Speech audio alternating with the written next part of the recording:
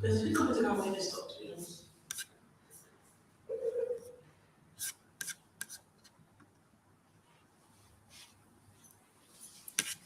We're ready. 1, 2, 3, go. Hi, welcome back to another installment of In My Feelings by Mother Ayo. If it's your first time here, welcome. We are a creative tech immersive art company. We storytell using immersive technology and we make immersive experiences for people to experience through art, poetry, music, and much more. In My Feelings is a series of poetry shows where we come with themes and explore our feelings. You get in our feelings and we invite you to share the experience with us. Today we're exploring the theme of pain. We're going to be telling our poetry. We hope that you're in the mood, you're cozy, and you're ready to get in your feelings. As usual, we have our QR code where you can scan and type how you're feeling. Let us know how your day has been. Were you sad? Were you happy? What has you feeling pain? What's got you down? Come and share the experience with us. And at the end, we'll be generating some poetry using our AI tool, which we're really excited for you to experience if it's your first time here. We have Gloria with us today. She's going to be sharing her poetry, and let's tell you a little bit about Gloria. Gloria is a multifaceted spoken word artist and creative, writing poetry that delves into different facets of womanhood and intertwining with being Black in the UK. Raised in Peckham, her pieces explore themes of self-love, romance, and painting with portraits of her Black British identity. So let's give Gloria a wonderful round of applause as she reads us some of her pieces.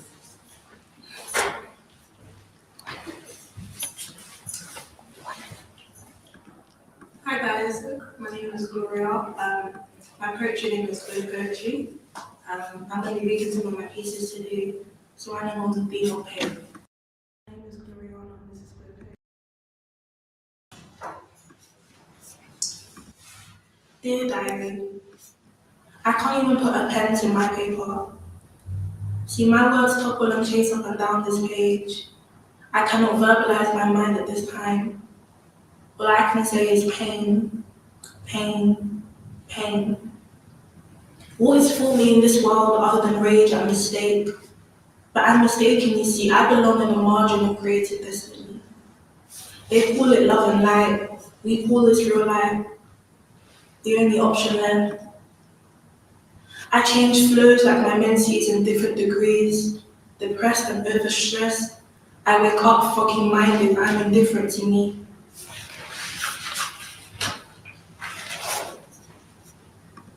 And it's distant from me. The vision of romance and love, when I turns to us, I don't know if it will ever be. Sometimes I feel in this body, brown and holy. Sometimes I feel in this body, brown and holy. Yet I am only admired and bejeweled by the stares of white strangers, zookeepers, flashing their keychains. This is my token Black figure. She kind of looks like you, a display of discrimination and defying my nation, like stairs written on my fucking forehead. But you cannot stare if you cannot admire.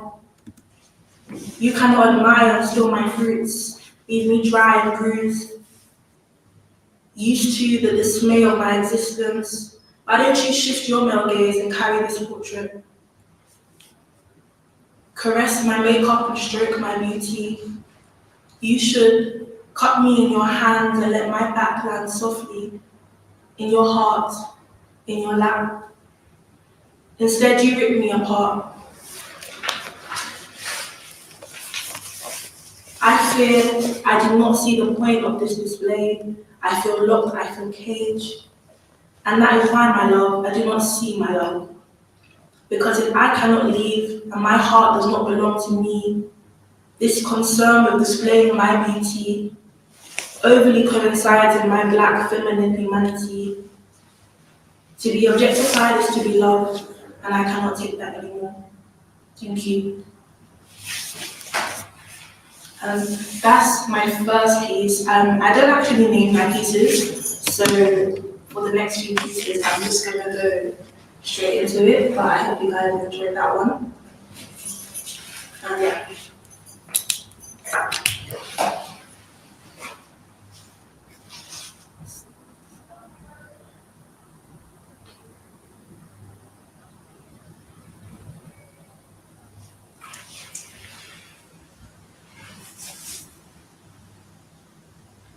Sorry, I'm just writing my pieces in my notes. I write all of my poetry in my notes, and then I transfer them to my book, but my notes is like where all of my poetry lives.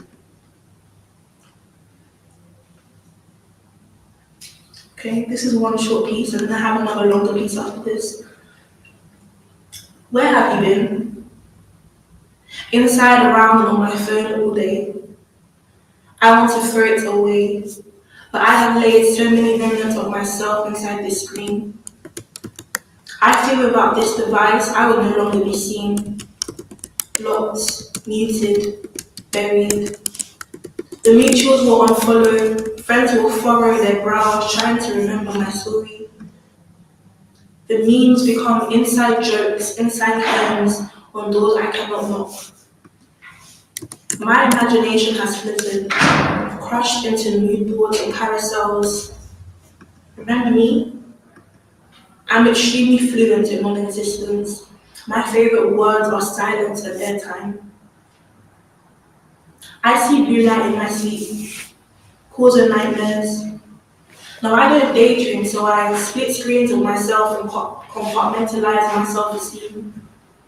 Psyche lingering. Across the screen, PFPs and direct messages contain my digital personality, a generation for monitoring spirits. Our characters formed into word counts of 240 and limited identities. Thank you. Is the mic still on? It's right. Okay, cool. I was worried that I pressed something on the mic. It is green. Okay. So that was just a piece, just reflecting on the relationship that we all have with our phones and living in the digital world and how that can actually affect your mental health. This is another piece that doesn't have a name.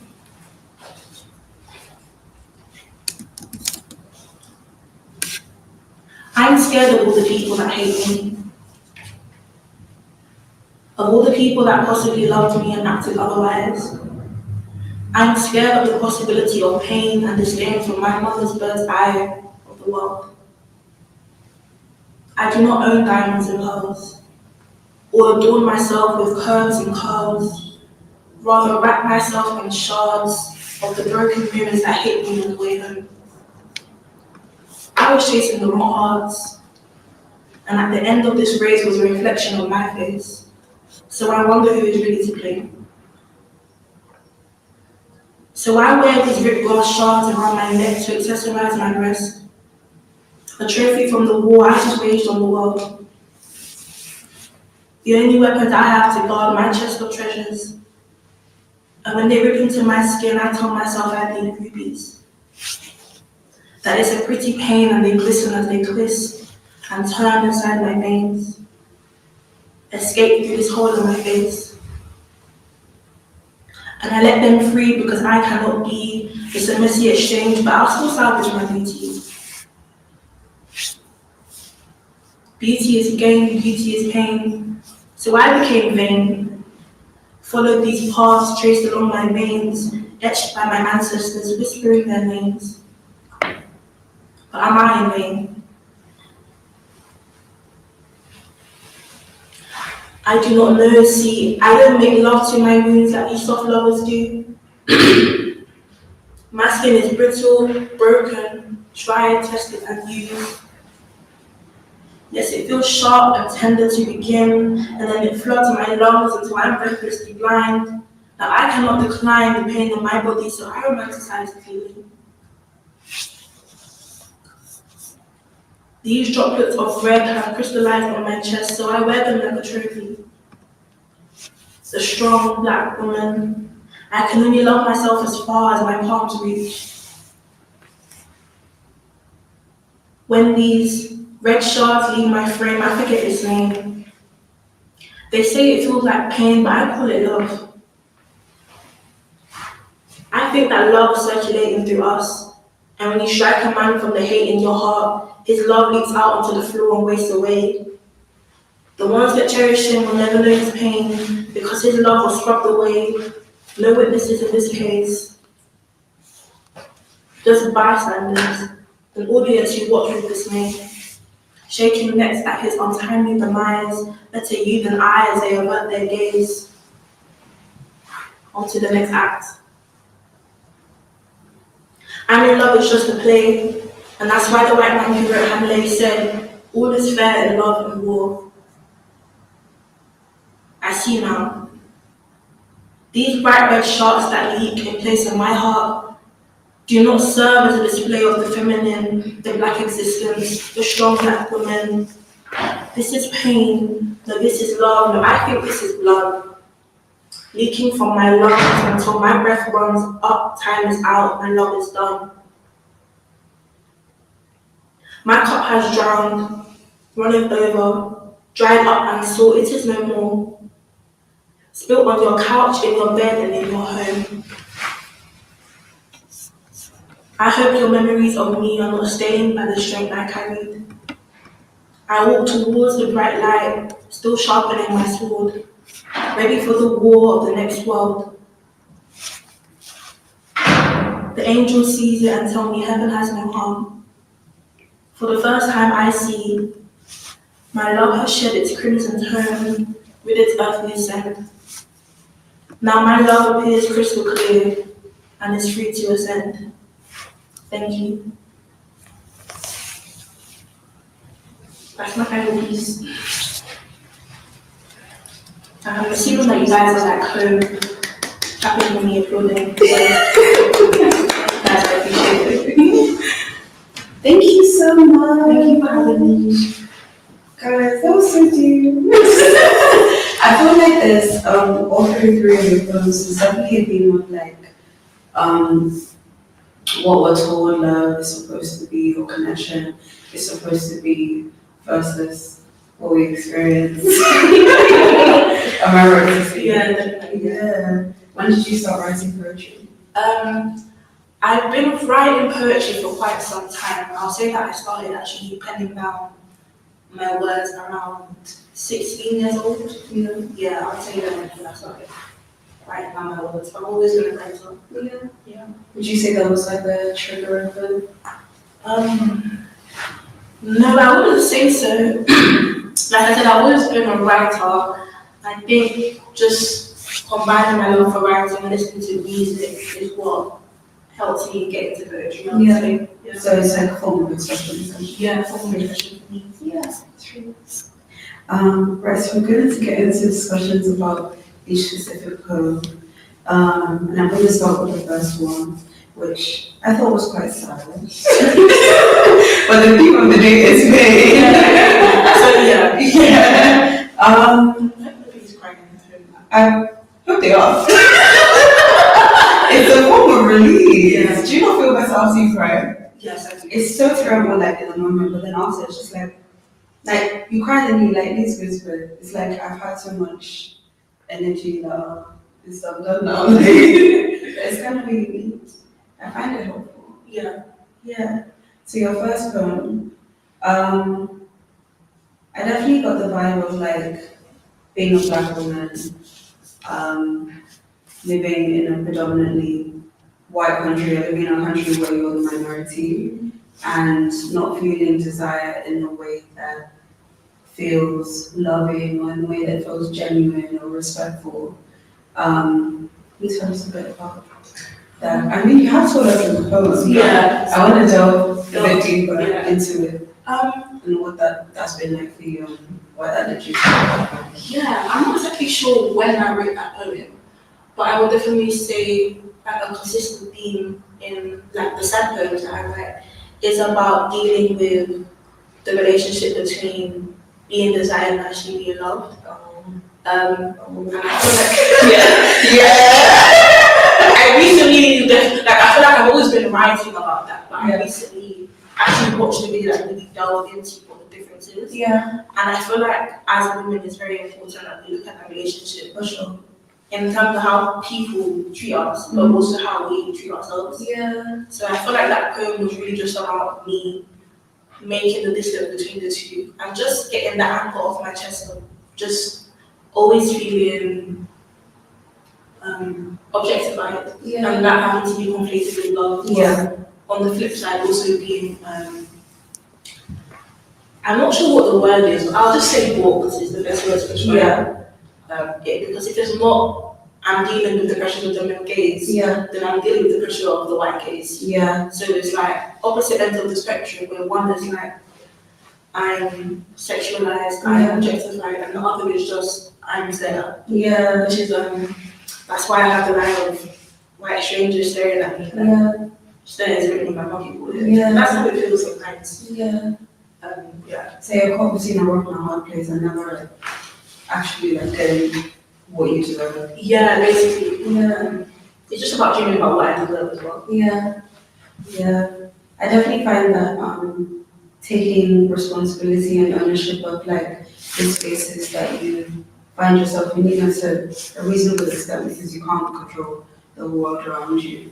It's like you just put yourself in situations, whether relationships or like in spaces with people who adore you, or remove yourself from spaces people who do that to you. Yeah, I think that's definitely very true. Which can be hard to do because you still want to be in those spaces and feel like you're being loved and adored, but you do have to think about how you're being loved and adored, and is that really what you want? Basically. Yeah. I think that's an aspect of life a lot of Black women have to contend with, especially with like the intersectionality of gender and race, again, in a foreign country. I think one thing, I wouldn't say it's like prevalent anything I've performed today, but when I say that I talk about the different phases of womanhood, I really like to, I definitely believe it's important to separate how you feel about womanhood and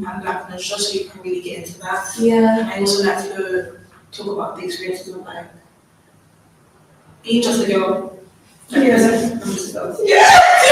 Also being a daughter, being a mother. Those are all things that I like to like talk about. Even though I'm not anybody's mother. But Would you like to go mother? I do have some pieces about like motherhood. But there's also about like I feel like one thing about like being a woman is always you know when you really register a relationship with your mother, she was your one day. That's like what the picture you have there with your mother. Sometimes you really just like maybe you see like a picture of her. Of the mom or your grandma, and then you really just maybe it's just a girl. I feel like that's actually so crazy. You kind of blew my mind. I'm not gonna lie. Existential crisis. If you don't support to do existential crisis, I will not lie. Because it's like you kind of, I don't know, in my situation it's like, oh, like you probably have to grow up like a lot earlier. Like I know, like in those days, like the 60s, 70s, 80s, whatever, like people had families a lot earlier. And like I'm 25 now. Like I'm 25 now. I say all the time, like I could not be like. I mean, I probably could, but like I don't want to. I don't want to. And it's saying like you had like to manage like a whole family, and like you're this person now, and I'm the youngest, so I've known her since she was like grown and like assertive and all that kind of stuff. But it's like, bro, like you actually have to grow into this person. Like you just haven't Yeah. one go like this, like you haven't been like this. Like yeah. That's actually kind of crazy. Yeah. And it makes you humanize them as well. A Because lot. like you're just figuring it out. It's like you're just a girl just like yeah, oh my god, that's kind of crazy. I'm still gonna be on that literally. Probably say I go to bed, probably for the rest of the week. Wow. So thank you. That's like my job to trigger existential crisis. Because when I was writing that, we had existential crisis, and now I have to. Everyone's confused. Yeah. Oh, that's crazy. Okay, moving on. I really enjoyed your poem about like social media. This is something that I've been thinking about a lot as well, about like how we connect in the present age. And I find that, and even from your poem as well, it's like a lot of it is very fleeting. And it leaves us in this like constant state of like chasing or like desiring something that is impermanent. And it's really weird. Because like what you said, like are they gonna remember like my stories? Are they gonna like know like do you know what I mean? Like Yeah. yeah. I definitely with that piece, I try to think, I think because a lot of my pieces I just write. Yeah. And then like stay off flow. Yeah. But with that piece I actually had to really think about it because it meant that I had to really look within myself and how I feel about it. There's like myself and then there's my digital self. Yeah. And sometimes you get so lost in the digital Oh but the digital landscape is not a real place. As long as you spend your time on it, you cannot live there. And I think sometimes I even have moments where I will isolate myself, but I've been so privileged in the digital space. And I feel like I don't, I deserve better. To be doing that to myself. I think a lot of issues in our generation are to do with how we separate our true self and our digital selves. And I was projected. And also in writing that I really wanted to play with the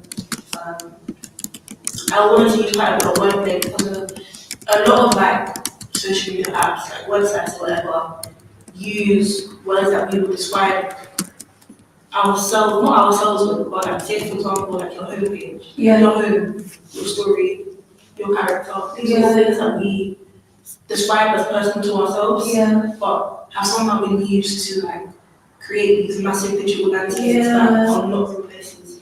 They're not your homepage is not your home. That's kind of insidious. It actually is. Like, because I feel like at our age, we're probably like when would you think you started using like what like you started being like chronically online? Oh, chronic. I was chronically online from young, like Really? I was just chronically online from a young age. Like, how old? Like I would say like it was really like maybe 13, 14. Yeah. I watched it online too much. It's like the side of online I was on, it was like besides. Where were you? I was on Bumble.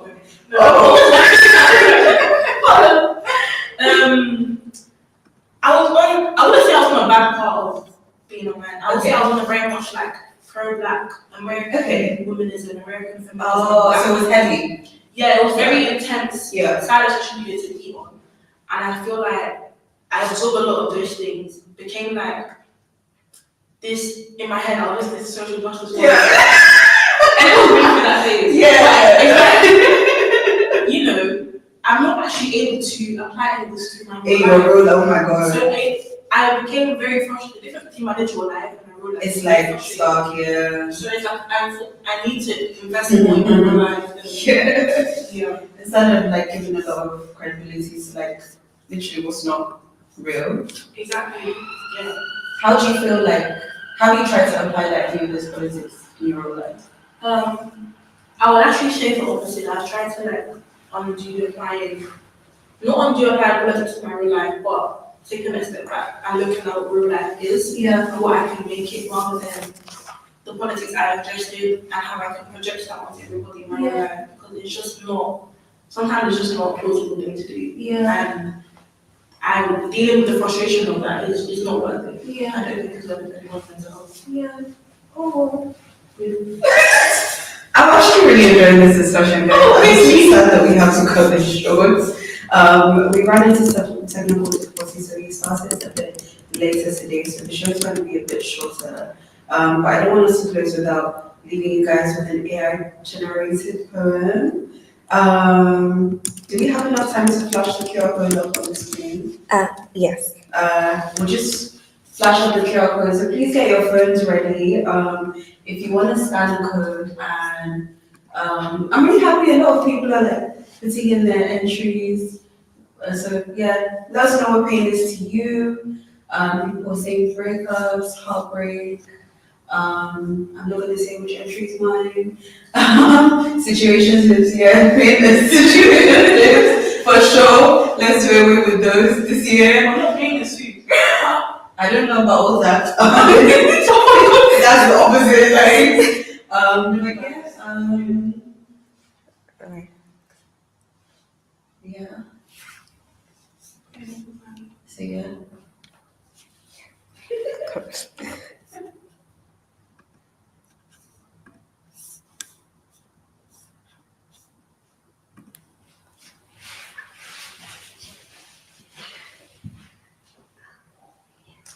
All right, so we're gonna generate. Oh, my baby's family. What guys? I wish we could discuss this in more depth. Like, there's just so much. Hopefully, we're able to do like part two. I don't know. Speak to me later. But yeah, we're gonna generate some poetry now. Thank you so much for getting involved with us today, and I really hope you've enjoyed the show. We've got time for one, maybe two. But yeah, let's generate some poetry with your entries. Oh, it's about family. Claire, would you like to read Shine? Yeah, we'll see. Family love is like a never-ending sentence. Hey. English. Family love is like a never-ending symphony. A beautiful melody that fills my heart with warmth and happiness. It's pure and real. A bond that's unbreakable from the start. It's the love from my parents, so selfless and true, guiding me through life at every step. Their unconditional love knows no bounds, a love I'll always cherish and protect. Siblings, my partners in laughter and tears, we may fight but our love never wins. Built on a bond that can never be broken, a love that forever remains. From grandparents to cousins, aunts and uncles, love. Okay. Wow, that was nice. There's nothing pink. I guess. There's nothing pink. I think the pain in family really just, but that was really nice. Yeah, that was really nice. Ending on a high note. I feel like we discussed so much. Yeah, I wish we had more time, guys. But join us again. We have the next In My Feelings in Solution next month. You can rewatch this on our YouTube channel. Follow us on Instagram, modhurt.io. And yeah, keep up to date with us. We'll definitely post in advance of our next show as well. I think the next one is May 27th. Is it 27th? In May. But yeah, definitely follow us on Instagram and we'll let you know. Thank you so much for joining us today. Thanks for coming, Gloria. Thank you. It's amazing having you. Really enjoyed it. And yeah, I hope you guys have a lovely evening. We've been in your feelings and we'll see you again soon. Bye. Bye. Okay.